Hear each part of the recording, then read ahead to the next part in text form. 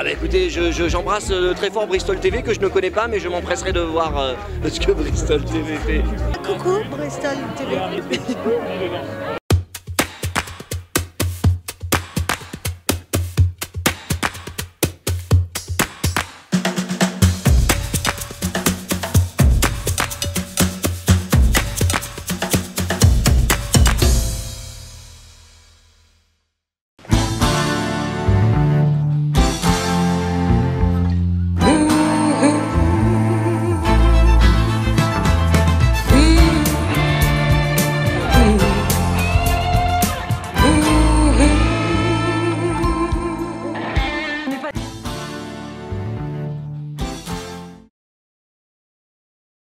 C'est un peu le condensé de ma vie. J'étais 20 ans agent et j'ai eu envie de raconter ce monde qui, en fin de compte, le métier d'agent n'était pas du tout connu. Hein. Les gens ne savaient pas ce que c'était. Ils étaient restés au mot impresario, où on avait l'impression que l'impresario prenait 90% du salaire et dit l'artiste 10%, alors que c'est le contraire.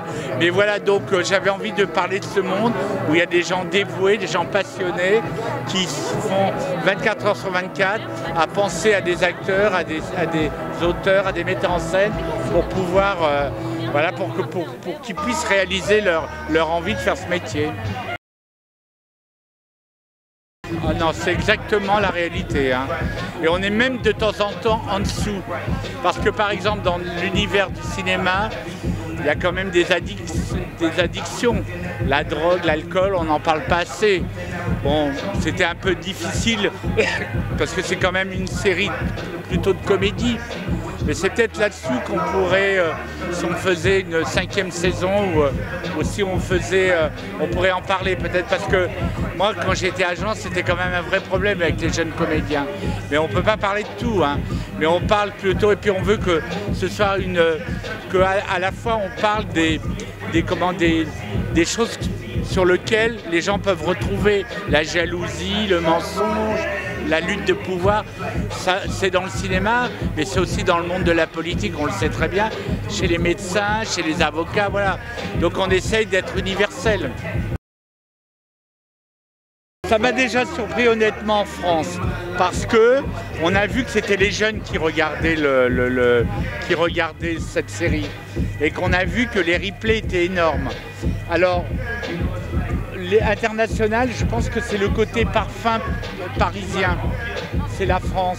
Moi je vais souvent aux États-Unis et si on a pu avoir Sigourney Weaver, c'est grâce à Kevin Kline, qui est un ami à moi et à Catherine Leterrier, qui m'ont dit, Catherine Leterrier m'a dit mais Sigourney Weaver, c'est sa grande amie, elle est folle de 10%. Et quand je suis allé, bien avant le Covid, voir Isabelle Huppert au théâtre à New York. Je suis allé dans des dîners, il y avait des gens du métier américains, ils ne me parlaient qu'Ol Mayagen. Eh bien écoutez, peut-être que contrairement à ce que beaucoup de monde dit, la France et l'esprit français, le cinéma français, les stars françaises font encore un petit peu rêver. Et je pense que voilà, que Paris, la façon dont Paris est montré, cette espèce d'esprit très très français, cette French Touch nouvelle de 2020, elle plaît encore. Et quoi qu'en disent les mauvaises langues. Et voilà, je pense qu'il y a une sorte d'universalité dans cette série, l'universalité des personnages. Et je pense que sincèrement, la France continue à faire rêver. Voilà. Très bien, comme les autres. Bien. Alors à quoi s'attendre concernant mon personnage? Ah, peut-être un petit peu de maturité, je dirais. Bon, vous savez, dans cette série, il y a toujours des petites notions de crise. Hein. Ces personnages sont toujours en crise, cette boîte est toujours en crise. Là, on atteint quand même une crise assez fatidique. Donc, on est dans une sorte de fiction un peu terrible, un peu démoralisante, mais elle présageait certainement la période que nous sommes en train de vivre. Voilà. Oh bah oui, on peut citer bien sûr Sandrine Kiberlin, Charlotte Gainsbourg, José Garcia, et puis évidemment Sigourney Weaver. Voilà. Écoutez, je viens de recevoir un mail d'elle là tout à l'heure où elle nous redit à quel point elle était heureuse de participer à l'aventure. Très honnêtement, Sigourney, c'est quand même une icône. Et puis tant en tant qu'actrice que femme, et ce qu'elle a défendu et à quel point elle a fait avancer des personnages, enfin elle a campé des personnages féminins très forts, et ça a été une des premières quand elle s'est rasé la tête, etc. Donc c'est quand même quelqu'un de très important dans l'histoire du cinéma. Et elle est arrivée, mais on aurait dit... comment vous dire, on aurait dit une jeune comédienne dont c'était le premier tournage, non pas dans l'expérience, mais dans la joie qu'elle avait d'être là. Là, elle a envoyé un message en disant, alors c'était un peu avant le confinement, mais j'ai vu l'épisode, c'est magnifique, je veux venir, je veux que le monde entier sache que j'ai participé à 10%. Et là, finalement, elle n'a pas pu venir à cause du Covid et sa famille lui a dit qu'elle préférait qu'elle ne vienne pas. Mais voilà, enfin, l'enthousiasme de Sigourney était quand même très émouvant et très inattendu. Et ça là, il faut faire attention parce que c'est là où peut-être qu'il faut passer à un autre cycle, parce que maintenant les guests se font un peu vampirisés par les récurrents. Voilà, c'est que les récurrents, bien que là vous verrez, Franck Dubosc, il est exceptionnel. Franck Dubosc, on peut imaginer que c'est Nino Manfredi. C'est un acteur qui peut aller vraiment dans la mise aux abîmes. Il se moque de lui-même. Franchement, il y a José Garcia, il y a Jean Reno et il y a Mimi Mati qui est absolument très très drôle. Non, il y a ma voix, j'apparais mais on entend ma voix.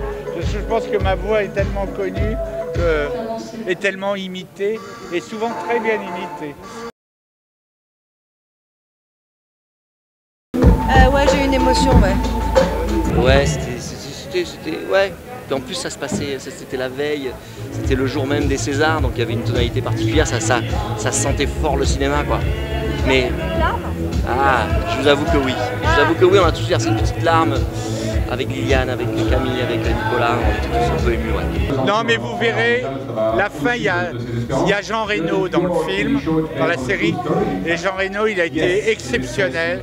Et moi, vous savez, on me dit, mais il y a des gens qui ont refusé. Bien sûr, il y a des gens qui ont refusé. Mais moi, Jean Reno, je l'ai vu un jour à New York, il m'a dit, Dominique, je vais être dans 10%. Moi, j'ai envie de prendre des gens qui ont envie d'y être. Voilà. Ceux qui n'ont pas envie, voilà, je veux dire, je peux comprendre de jouer ça avec son propre nom, ça peut être compliqué. Non, après c'est... voilà, c'était la première fois que je faisais une série, ça traverse ma vie pendant 5 ans, donc il y a une page qui se tourne, c'est certain. Bah, j'ai plus la sécurité de l'emploi, quoi. Je quitte ce personnage avec énormément de regrets. Énormément de regrets parce que c'est un personnage qui me plaît beaucoup, qui me ressemble beaucoup, pour lequel j'avais réussi à trouver mes petits chaussons, j'avais mon pyjama, je m'y glissais dedans et j'étais heureux, et donc il va falloir retrouver ça, ça va pas être évident. Donc je quitte cette série, on quitte toute cette série avec beaucoup de tristesse, voilà. Moi ça me toucherait que ce personnage continue à vivre, mais il me semble que l'ADN de 10% c'est la famille, dans l'agence, et j'ai l'impression, je suis pas très objective, mais j'ai quand même l'impression que le plaisir c'est de passer d'un personnage à l'autre, et cette multiplicité des personnages qui fait aussi la richesse. Si on se concentre que sur un personnage, ça peut perdre un peu. Moi, c'est jamais définitif. Ben, j'ai adoré, et puis surtout que c'est pas impossible que l'aventure continue, donc je suis très contente. Oui, on va faire une nouvelle série sur le monde de la nuit des danseuses, un peu comme les cabarets parisiens, très librement inspirés du Crazy Horse, bien que c'est bas, ou de Paradis Latin. Et c'est l'histoire dans les coulisses de filles, avec les problèmes de filles. Ça sera une série très féminine, et c'est écrit par notre ami Marc Fitoussi qui réalise 10%. Au moins là j'ai pas mal de choses à ça. J'ai beaucoup de tournages en ce moment, j'ai du cinéma à sortir, j'ai un film qui est sorti cet été, j'ai un film de Jérôme Bonnel, je suis en train de tourner en ce moment avec Anne-Marie Vin, Benjamin Biolay, Clotilde Courreau, et je m'en vais tourner avec Françoise Fabian, le premier film d'Aurélie Saada, qui est la merveilleuse et la très belle chanteuse des Brigitte, et je vais jouer le fils d'Aurélie Saada aux côtés de Horatika et de Michael Abitboul, voilà. Cannes. Moi, je viens depuis 79. Vous étiez peut-être pas né. Depuis 79, Je suis toujours venu à Cannes. J'ai manqué très peu de Cannes. Et donc j'ai eu des moments extraordinaires. Et c'est vrai de venir aujourd'hui et de voir le tapis rose, ben ça, quand même, il est rose. Donc et comme il y a beaucoup de sang en ce moment, il faut mieux qu'il soit rose. Mais moi je peux vous dire que ça me fait quelque chose quand même d'être là et de dire, parce que j'ai quand même réfléchi qu'il y a 1 an et demi qu'on n'est pas venu. Hein. Quand j'étais petite, j'allais à Cannes-la-Boca, chez une grand-mère. Oui, et je passais beaucoup de temps à Cannes-la-Boca, donc je dis n'importe quoi. Oui, c'est très n'importe quoi. Je suis très contente d'être là. L'émotion, c'est un peu fort, mais je suis très contente d'être là en tout cas, et c'est bien que la fiction continue à vivre et à se déployer. Plaisir, salut. Bon allez.